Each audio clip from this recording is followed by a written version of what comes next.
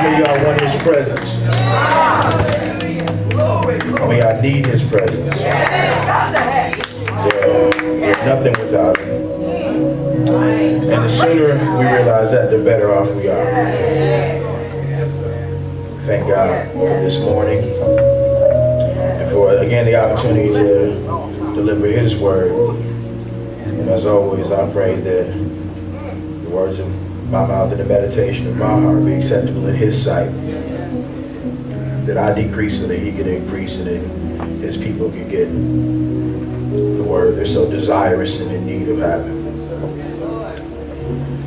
Today, we're going to be talking about identity. Or in some cases, identity theft. The theft of our identity. And so, if you would like, if you would please, turn with me to the Gospel of John, chapter 14, verses 8 through 14. John, chapter 14, verses 8 through 14.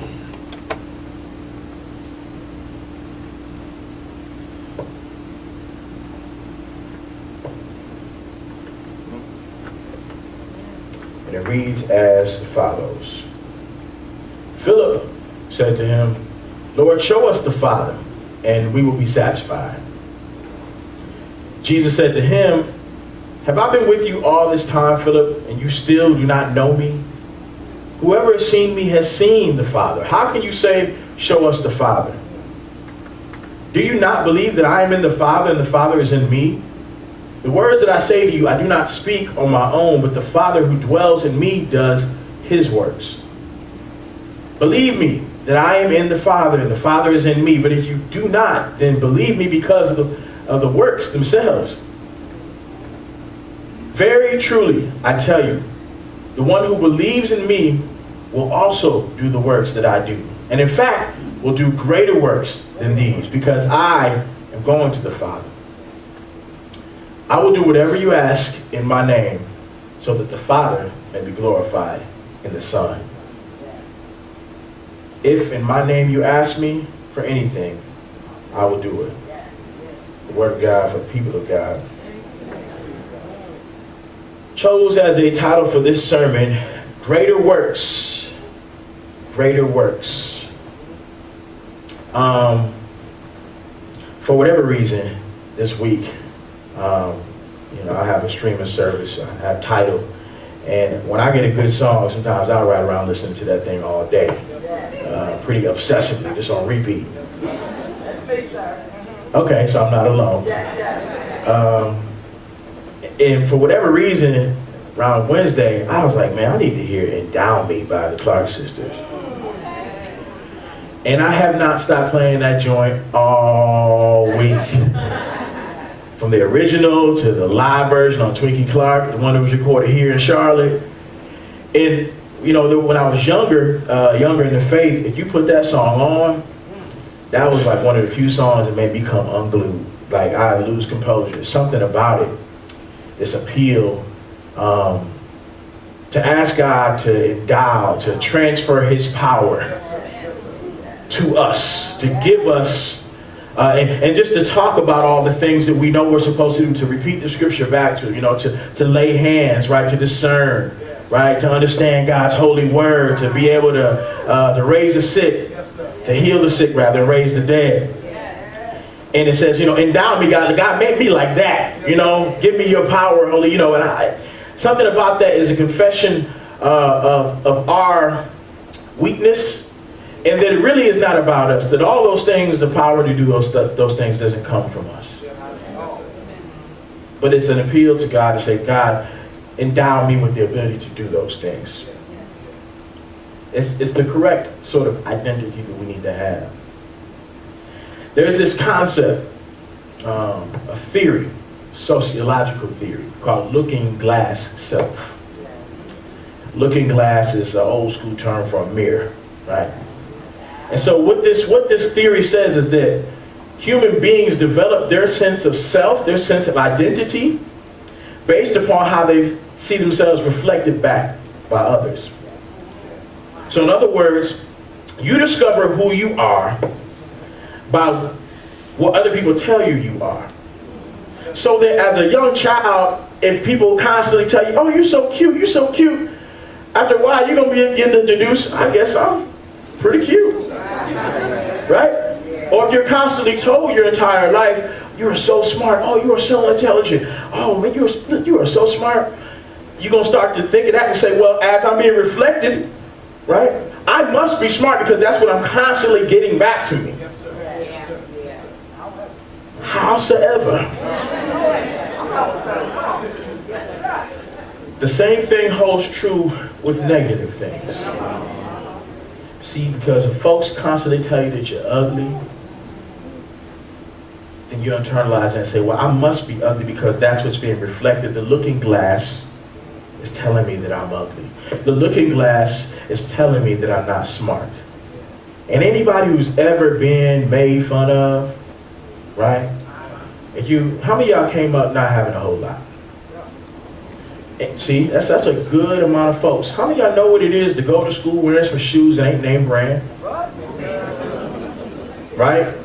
And listen, your parents did the best they could to provide for you, and they probably weren't concerned about no Nikes or Adidas, whatever else. They was like, you got shoes on, right? Yeah, they're zips. Yeah, they're kids, whatever the case it may be. Early on for me, it was Pro Wings or whatever, you know, XJ900s. Come on now. But they sent you to school. They were giving you the best they had. And what did it feel like when you entered into school, knowing that your parents did the best they could for folks to bust you out and go, oh, look what you got on, what are those, or whatever the case may be. It seems petty, it seems small, but it starts to cause you to internalize a sense of not adding up. And those are some of the small things, but imagine going through life and constantly being reflected back that you are less than. Yes, sir. Yes, sir. And even though we're adults now, we assume that, you get over that. But guess what? I'm here to submit to you, you don't really just get over that stuff that easily. I was talking to a friend of mine, a grown man, got a family, he's accomplished, educated, and he was sharing a story he said, I still to this day, I don't write. If I can avoid writing, I will. I'd rather call, I don't text. And we were asking, like, why do you do that? He said, because in second grade, I had a teacher, we were taking a spelling test, a spelling bee, and he got one of the words, the easy word wrong. I think it was there, right? The possessive there, okay? And he got it wrong, and the teacher made a slight joke that she thought was funny. Whole class started laughing. He said from that moment he internalized, oh, I can't spell. See, it's interesting about human behavior is that we have occurrences or instances, okay, that spark or plant a seed in us that oftentimes that looking glass is not true. That's the danger of investing in this idea that you define yourself through the eyes of others, because sometimes the eyes of others are jaded. Right? The glass is warped. Y'all ever seen one of those funny mirrors? Like those circus mirrors? Sometimes the image that is reflected back to you is distorted. And so as young people, it's incumbent upon us to not believe in that, but you don't know any better. So an incident happens. It could be, and it may be your parent. It may be that your parent said something. That for whatever reason you landed, you began to say, I must not be nothing. Because my mama said I'm not nothing. I must not be nothing because my daddy said I'm not nothing. I must not be nothing because my daddy ain't here. Yes, sir. Yes, sir. Because he doesn't talk to me. And so we begin to tell ourselves these stories. And those stories begin to influence our behaviors, and we go through life operating on a lie. Yes, sir. Yes, sir. Operating on a lie that we tell ourselves without putting blame, but based upon a particular occurrence. Yes, sir. Yes, sir. That looking glass self. Yes, sir. Philip does the same thing here. I'm Philip. We are Philip in this situation. Because the seminal question is, why does Philip need to see the Father? That's right. Wow, okay. Why does Philip need to see the Father? And in a way, Jesus kind of gets an attitude with him like, first verse, he said, so Lord, show us the Father. and we will be satisfied. And the truth of the matter is, he won't be satisfied. He won't be satisfied. Because this is what we do as human beings. We assume, well, yeah, I was told I was stupid, but if I just get a raise, if I could just make this much money, then I'll believe I'm not stupid no more. Then you get promoted and you realize, I still don't feel adequate. Now, if I can just get that. He believes that will satisfy him. And the only thing that will satisfy him is what lies deep down inside, the internal lie he's been telling himself. The question is, why doesn't Philip believe? Go to the next verse. Jesus said to him, listen, I have been with you all this time, Philip, and you still don't know me? Whoever has seen me has seen the Father, so how can you say, show us the Father? Jesus is mildly irritated, like, hold on, man, I've been walking with you this entire time, and you're going to ask me to show you the Father? Here's the issue. Philip is defining God based upon his understanding of himself.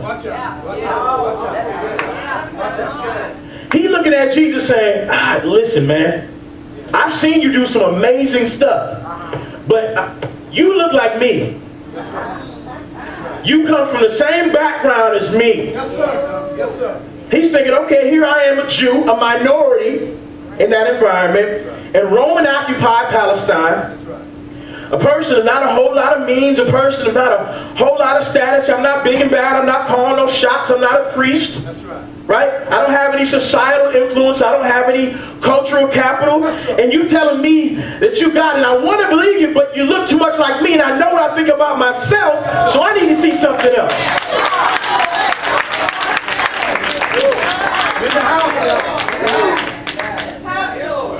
You look too much like me. And I know what my daddy said about me. I know what the teacher said about me. I know what the world has said about me, and I know that I'm not capable of that.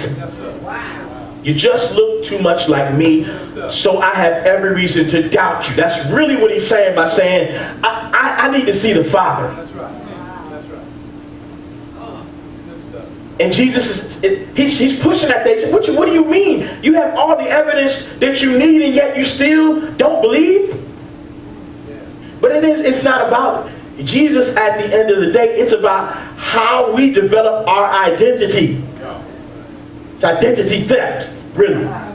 People robbing you of your identity, robbing you of who you are internally early on. And it starts in your developmental years. As children, all of you all can think back to some incident, some sharp words, some occurrence that happened that it left a deep impression on you. That thing has been nagging you. And it's a lie. It has deprived you of happiness. You've carried it with you. You have internalized. It's driven you into bad relationships. It's caused you to stick around in places longer than that you really had no business being in. Entertaining nonsense that you had no business listening to. It's caused you to shrink yourself in environments where you're supposed to be standing up. And if you think real hard, you can almost put your finger on it. It was that moment. And sometimes it's unintentional. Listen, when I was younger, boy, listen, I was a chubby guy. And I was short. My daughter is 5 feet tall right now. She's 12 years old. I was 5 feet tall when I was a freshman in high school. Right? So, boy, I was sensitive about my weight. You said anything about my weight, I'll just fall apart. What you mean, heavy set? You couldn't say it. There wasn't nothing you could say to make me feel better, right? Well, I'm saying you're a little chunky. What you mean by chunky? Right? Those things, right? But it wasn't even about that. It was when somebody would crack a joke, I would internalize that in a way where even when I got thinner, even when I stretched out, I still walked around with the mentality of somebody who believed he was less than because of those incidences.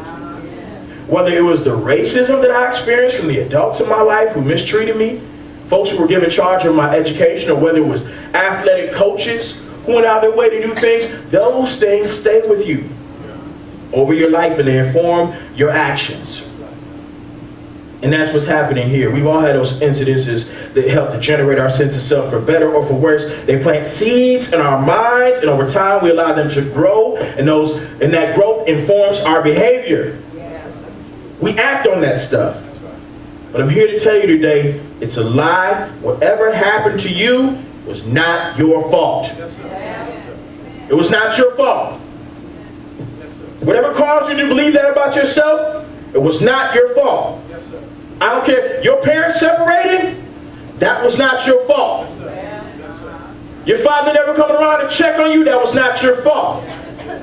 The abuse, the sexual assault that you endured, that was not your fault. And so you're going to have to stop lying to yourself, telling you that you in some way deserve those things, or that you were some way the driver or the cause of those things.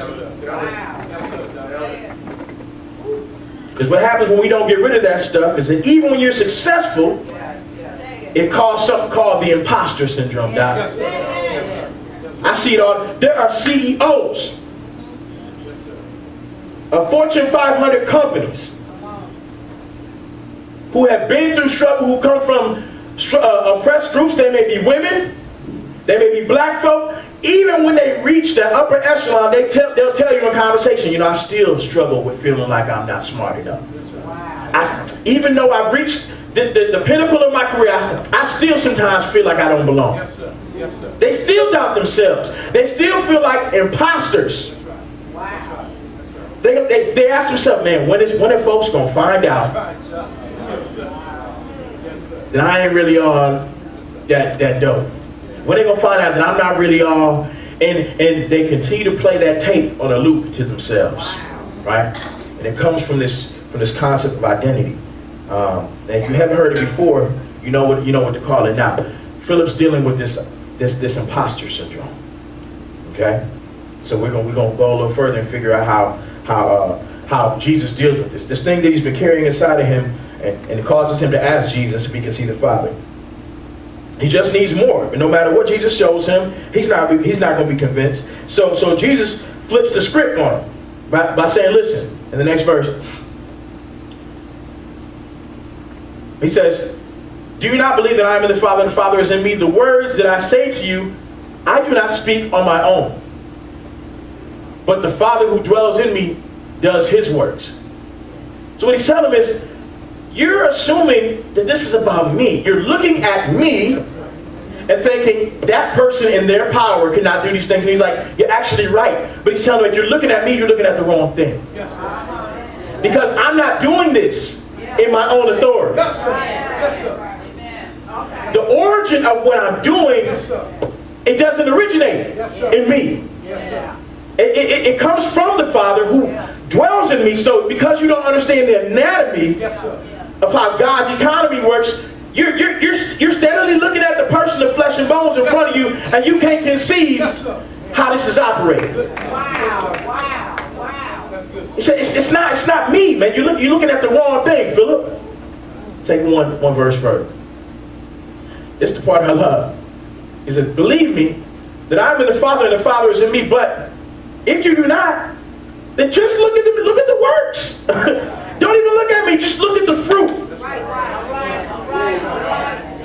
He gives him a base and look, even if you look at me and say, nah, I don't know, man, I don't know how you carry yourself, you got dreadlocks, I don't know, you from Illinois, you kind of shiesty, whatever the case may be. Okay, fine, don't even look at me, but you cannot deny God is in the work that I'm doing right now. You cannot deny the power of God. When you look at the fruit that's being born, you look at the miracles that are taking place, you know that's God. So even if you look at me and I don't match up, I'm fine with that. Pay attention to what's going on. Look at the works. Look at the works. Yes, sir. Yes, sir.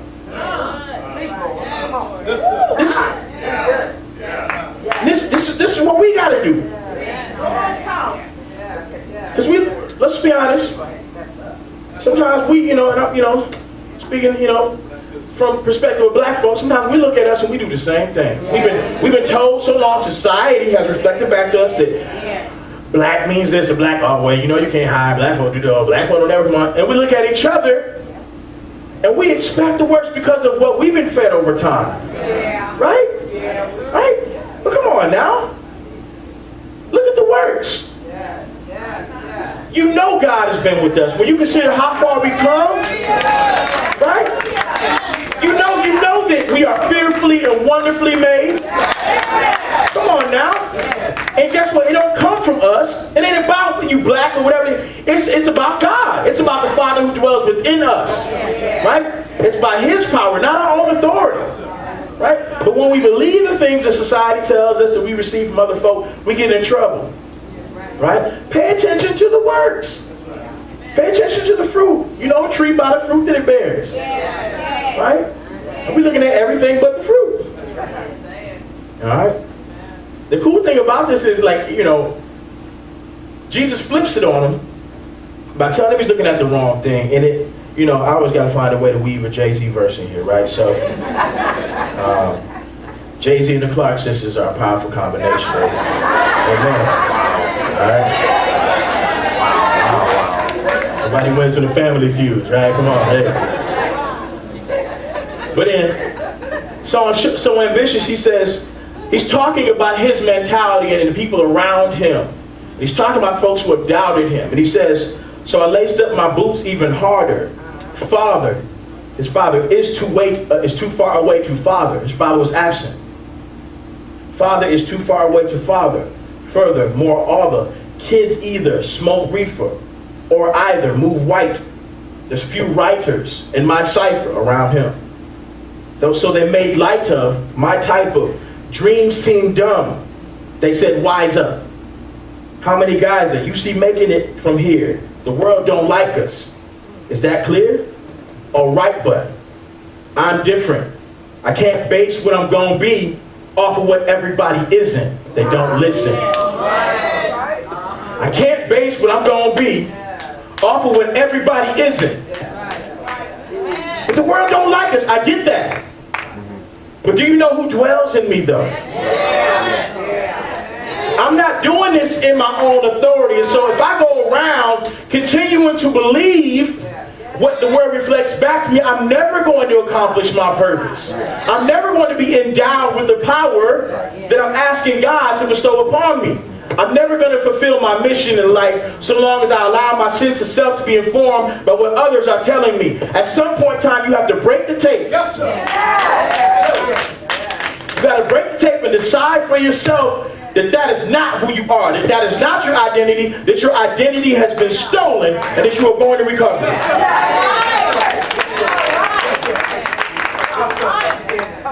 You got to make that decision up in your mind. Yes, sir. And that's the good news. This is the best news of it all. Yes, sir. Okay? Next verse.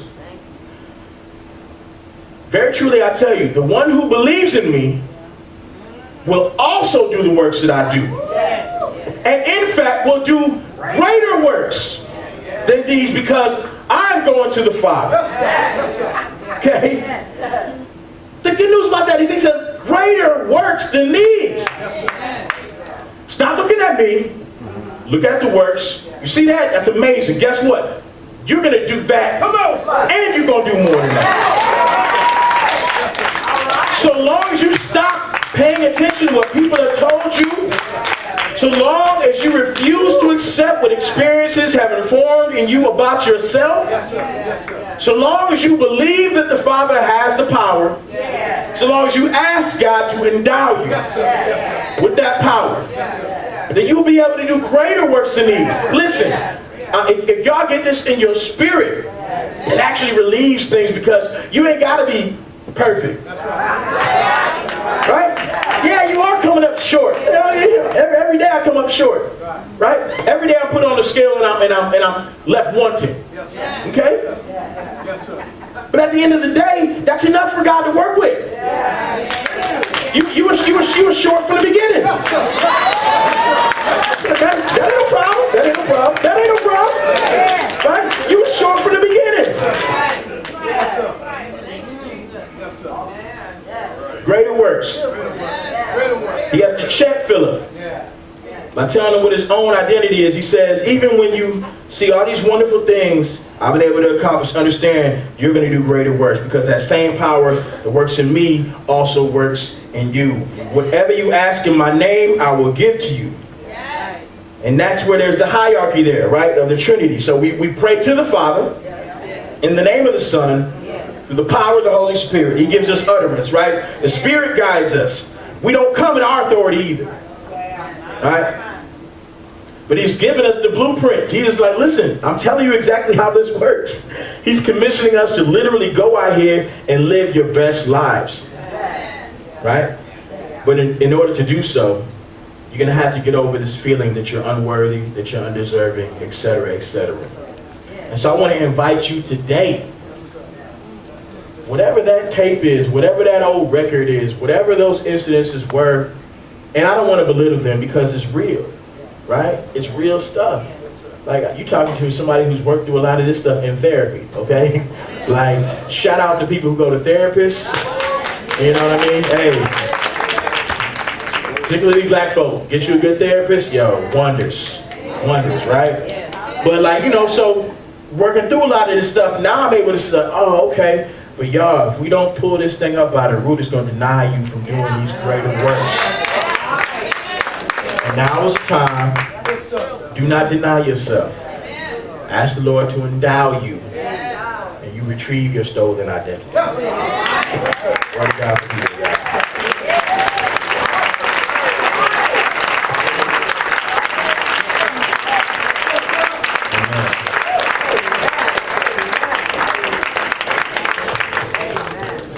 If you've been hurt, if you've been wounded, if those scars continue to manifest themselves in your life, you know you carrying around stuff that negatively impacted your sense of self, your sense of identity, and if that stuff is, you know that it's restricting you. I would invite you to come. I invite you to come.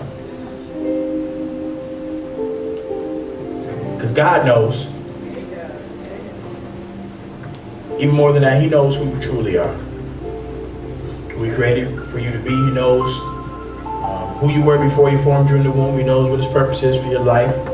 And it's never too late to retrieve that. It's never too late to overcome. So if you will, the altar is open.